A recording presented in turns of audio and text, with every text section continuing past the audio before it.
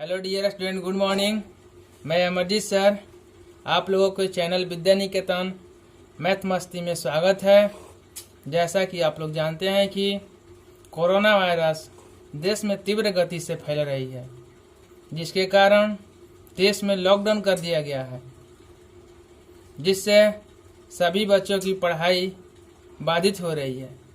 इस समस्या को दूर करने के लिए भारत सरकार एवं शिक्षा विभाग द्वारा ऑनलाइन पढ़ाई शुरू करने की आदेश दी गई है, जिससे सभी बच्चों की पढ़ाई नियमित रूप से जारी रहे।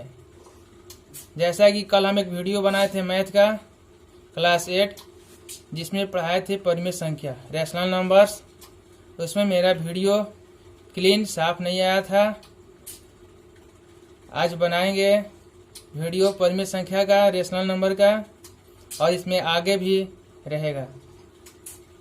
चलते हैं पेज पर। अब हम लोग पढ़ाई करते हैं अगला नेक्स्ट पार्ट, जो हम लोग पढ़े थे परिमेय संख्या। हम लोग पढ़ते हैं यूनिट फर्स्ट, अध्याय 1, परिमेय संख्या रैशनल नंबर्स।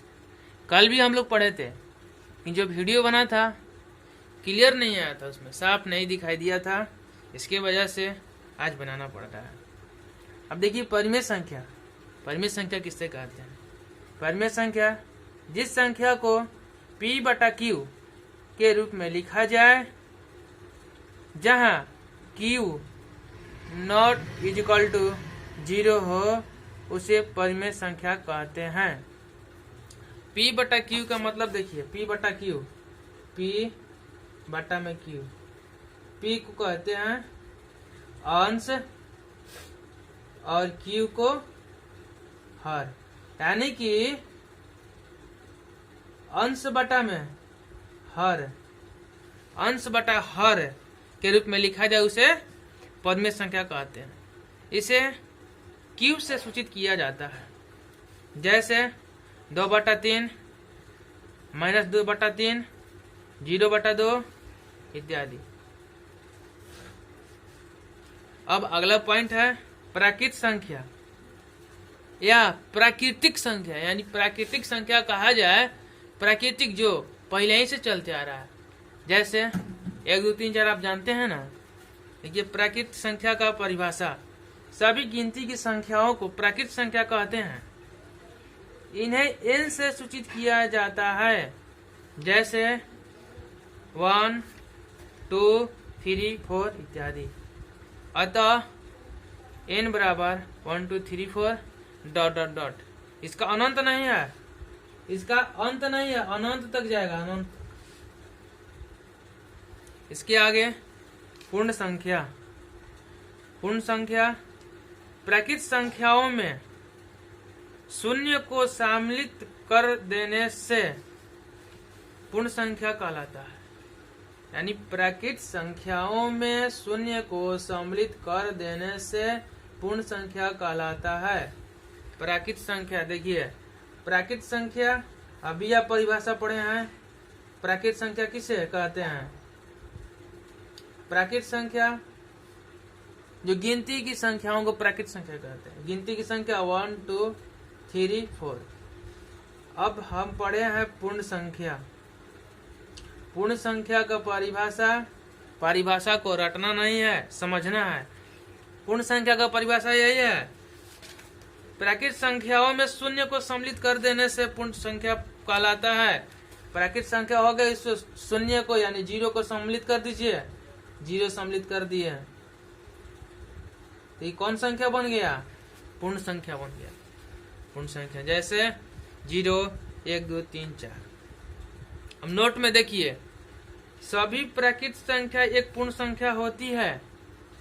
सभी प्राकृत संख्या एक पूर्ण संख्या होती है, समझ लीजिए। प्राकृत संख्या मेरा है 1, 2, 3, 4। पूर्ण संख्या कितना है? 0, 1, 2, 3, 4। अब यहाँ पे नोट नंबर 1 लिखा है कि सभी प्राकृत संख्या एक पूर्ण संख्या होती है। तो सभी प्राकृत संख्या देखिए कहाँ से स्टार्ट है? 1 से स्टार्ट है। अब पूर्ण संख्या में 1 है इसमें, तो देखिए यहाँ पे 1, 2, 3, 4, यानी जो प्राकृत संख्या में आता है, अंक पूर्ण संख्या में सब आता है तो आता है, तो क्या कहते हैं? प्राकृत संख्या को पूर्ण संख्या कह सकते हैं। देखिए, पूर्णांक संख्या यदि पूर्ण संख्याओं में ऋणात्मक को शामिल कर लिया जाए तो पूर्णांक संख्या कहते हैं। अब देखिए क्या ऋणात्मक, क्या ऋणात्मक है, यानी कि हमको किसमें शामिल करना है? पूर्ण संख्या में ऋणात्मक शामिल करना है। पूर्ण संख्या कहाँ से स्टार्ट होता है? पूर्ण संख्या कहाँ से? 0, 1, 2, 3, 4। अब इसमें न शामिल करना है ऋणात्मक, तो इसमें ऋणात्मक शामिल कर दीजिए। -1, -2, -3, -4 यहाँ तक जाएगा। अब देखिए दूसरे बातों में, या ऋणात्मक, शून्य और धनात्मक संख्या या संख्याओं के समूह को पूर्णांक संख्या कहते हैं। इसे Z द्वारा सूचित किया जाता है। नोट, अब हमको संख्या रेखा पे दर्शाना हो कि पूर्णांक संख्या को किसे दर्शाएंगे, पूर्ण संख्या को किसे दर्शाएंगे, प्राकृत संख्या को किसे दर्शाएंगे। ऋणात्मक संख्याओं को संख्या रेखा पर शून्य के बाईं ओर, बीच में शून्य रहेगा, शून्य के बाईं ओर ऋणात्मक और शून्य के दाईं ओर धनात्मक। देखिए यहाँ पे 0, 0 के बाद +1, +2, +3। आपको जितना दे दिया जाए संख्या रेखा पे उतना दर्शाना है, तो आगे भी बढ़ सकते हैं, इसको आगे भी जाएगा। इसमें -1 यानी कि 0 से बाईं ओर ऋणात्मक और 0 से दाईं ओर धनात्मक है। नोट नंबर देखिए यहाँ पे, एक पूर्णांक को किसी दूसरे पूर्णांक से भाग देने पर एक धनात्मक या ऋणात्मक भिन्न प्राप्त होता है जो परिमेय संख्या कहलाती है। एक पूर्णांक को किसी दूसरे पूर्णांक से भाग देने पर, पूर्णांक हमारा मान लीजिए पूर्णांक 2 है और दूसरा पूर्णांक 3 है, तो पहला पूर्णांक है, पहला है हो गया दूसरा, पहला पूर्णांक दूसरा पूर्णांक। पहला पूर्णांक को दूसरे पूर्णांक से भाग दीजिएगा तो क्या होगा? एक धनात्मक या ऋणात्मक भिन्न प्राप्त होता है। इसका चिन्ह क्या है? धनात्मक है, तो धनात्मक यानी कि धनात्मक परिमेय संख्या।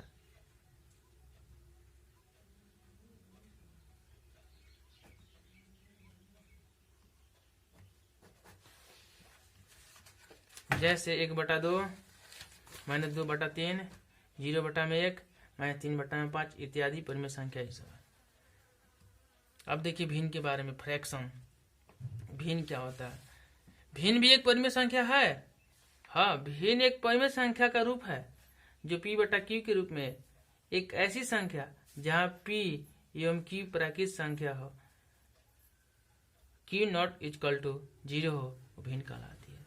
वही बात है जब परिमेय संख्या में पढ़े थे ना, P/Q, लेकिन Q का होना चाहिए ≠ 0। इसमें भी वही है, भिन्न में भी P/Q का मान ≠ 0 होना चाहिए, लेकिन भी नोट में भिन्न सदैव धनात्मक होते हैं। भिन्न सदैव धनात्मक होते हैं, जैसे 2/3, 3/5। अब देखिए यहाँ पे भिन्न के बारे में, भिन्न अभी आप पढ़े नोट में कि भिन्न सदैव धनात्मक होते हैं। तो धनात्मक तो ये है 2/3 धनात्मक है ना, यहाँ प्लस छुपा, यहाँ भी प्लस छुपा हुआ है 2/3। अब देखिए -4/-7 ये धनात्मक है। हाँ जी, माइनस ले माइनस कट गया, प्लस हो गया, धनात्मक है।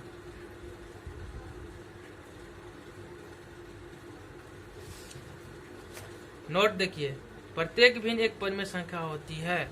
भिन्न को बोले तो भिन्न बराबर क्या, अभी आप पढ़े हैं, भिन्न को हम परिमेय संख्या कहते हैं। अब परिमेय संख्या को P बटा Q के रूप में लिखा जाता है। P बटा Q बोले तो अंश बटा में हर, तो वही बात यहाँ पे दिया गया है। प्रत्येक परिमेय संख्या एक भिन्न नहीं होती है, क्योंकि किसी भिन्न में अंश एवं हर दोनों ही धनात्मक होते हैं या दोनों ऋणात्मक होते हैं। यही बात है कि परिमेय संख्या में आप कुछ भी लिख सकते हैं, एगो माइनस एगो प्लस। मान लिया परिमेय संख्या 2/3, 3/5, तो केवल परिमेय संख्या ही रहेगा, भिन्न नहीं। भिन्न ही वाला होगा भिन्न, लेकिन भाई भिन्न नहीं होगा। भिन्न देखिए, भिन्न में क्या होता है, आप अब ये पढ़े हैं नोट में कि भिन्न सदैव धनात्मक होते हैं। तो क्या इसमें धनात्मक है? यहाँ पे प्लस का चिन्ह, यहाँ पे माइनस का चिन्ह कटेगा, प्लस माइनस ऋणात्मक नहीं होगा, ऋणात्मक होगा। तो ऋणात्मक होगा तो क्या भिन्न होगा? तो भिन्न नहीं ना होगा, ये होगा क्या, परिमेय संख्या होगा। हाई भिन्न हो जाएगा ना। देखिए तो यहाँ पे सदैव प्लस, यहाँ भी प्लस, यहाँ भी प्लस, यानी कि भिन्न में 2/3 हो जाएगा, ये सही है। लेकिन भिन्न में क्या चाहिए, -3/5 भिन्न नहीं होगा, गलत है। जैसे देख लीजिए यहाँ पे साफ साफ 3/5 एक भिन्न है, जबकि -3/5 एक भिन्न नहीं है। काहे नहीं है भाई? -3/5 क्या चीज भिन्न नहीं है? काहे नहीं है? क्या है कि इसका भी ऋणात्मक चिन्ह है, इसका प्लस है धनात्मक, तो प्लस माइनस क्या होता है, ऋणात्मक। तो आप अब ये पढ़े हैं, क्या पढ़े हैं कि भिन्न सदैव धनात्मक होते हैं। बातें समझ में आ गई? आगे देखिए, 3/5 -3/5 दोनों ही परिमेय संख्या है। इसमें एक यहाँ पे भिन्न है, परिमेय संख्या है, लेकिन इसमें क्या भिन्न नहीं है, एक परिमेय संख्या है ना, क्या देखिए दोनों परिमेय संख्या है। अब आगे पढ़ा जाए,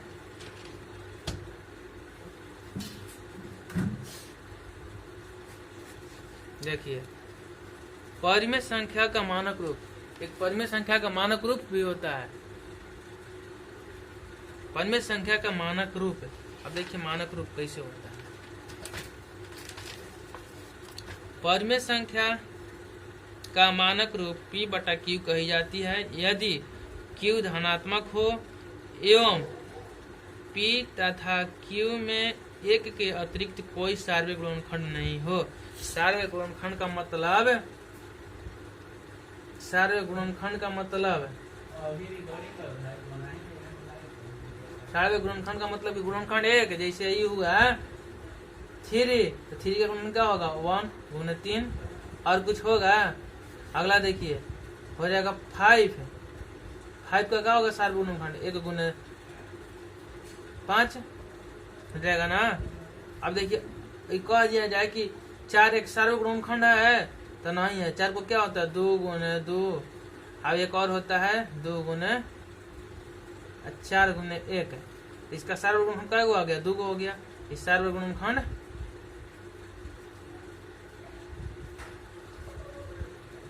गुणनखंड नहीं है, कट जाएगा, नहीं है, इस सार्वत्रिक गुणनखंड है। जैसे देखिए यहाँ पे 3/5 परिमेय संख्या अपने मानक रूप में है, क्योंकि 3 एवं 5 में एक के अतिरिक्त कोई दूसरा गुणनखंड नहीं है। गुणनखंड अभी बता दिया है 3, 5 का, एक के अतिरिक्त और कोई है, यहाँ पे नहीं है, तो सार्वत्रिक गुणनखंड। अब देखिए एक सवाल हम पेश करते हैं कि 8/12 परिमेय संख्या है। अभी आप पढ़े हैं कि परिमेय संख्या किसे कहते हैं, परिमेय संख्या किसे कहते हैं, P/Q का P/Q के रूप में नहीं है। 8/12 ये परिमेय संख्या है, लेकिन इसको क्या करना है, अपने मानक रूप में बदलना है। अपने मानक रूप में बदलने के लिए देखा जाए 8/12 यही ना क्वेश्चन है। 8/12 को 8/12 को अपने मानक रूप में बदले। 8/12 को अपने मानक रूप में बदले, 8/12 को अपने मानक रूप में बदले। कैसे बदलेंगे? 8 12 8 एवं 12 का एचसीएफ निकालेंगे। एचसीएफ आपको निकालने आता है? एचसीएफ कैसे निकाला जाता है? देखिए 8 का गुणनखंड करें, 2 चौकी 8, 2 दूनी 4। 8 का गुणनखंड कितना आया? 2 गुने 2 आ गया। अब 12 का गुणनखंड कीजिए, 2 छक्का 2 तिहाई, 12 का कितना आया? 2 गुना 3। इसमें जो मिल रहा है, जो उभयनिष्ठ है, इसमें उभयनिष्ठ, इसमें 2 गो 2 है, इसमें 3 गो है, लेकिन 2 गो उसमें उभयनिष्ठ है। तो एचसीएफ कितना हो जाएगा? 2 गुना 2 यहाँ से 2 दूनी के 4, यानी कि एचसीएफ 4 हुआ। इसको क्या करना है? मानक रूप में चेंज करना है ना। 8 बटा में 12 को लिख लीजिए 8, और जितना एचसीएफ आपका आया है भागे 4, दोनों में भाग दे दीजिए। 4 दूनी 8, 4 तिहाई 12 का परिमेय संख्या के मानक रूप में आ गया। मानक रूप में आ गया ना। मानक रूप यही यहाँ पे है। 8 बटा 12 में 8 एवं 12 का महत्तम समापतक निकालनी है 4। अतः 8 बटा 12, 8 को 4 से भाग कीजिए और 12 को 4 को 12 से भाग कीजिए। 4 दूनी 8, 4 की 12, जो परिमेय संख्या का अपनी मानक रूप है। इतना पढ़ाई आप लोग को समझ में आया? ए पिंटू, अरे देखे ना फूल हो गला, कैसा तू रख ले मोबाइल हो? इतना बोल रहे ना। तो कहाँ तक आई लिया?